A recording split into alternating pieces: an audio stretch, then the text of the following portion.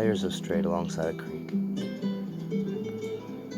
Water glistening in the sun, a cool breeze underneath the shade of trees.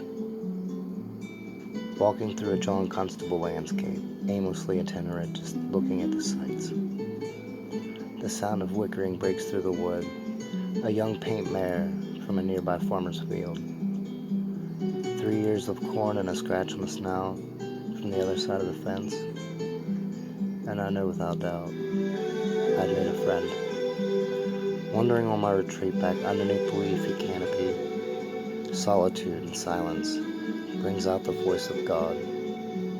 Sunbeams sporadically sprawled across the floor, low light the undergrowth, revealing a world mostly unseen. And there in that moment, I find what I'm looking for: a center, balance, ballast, free.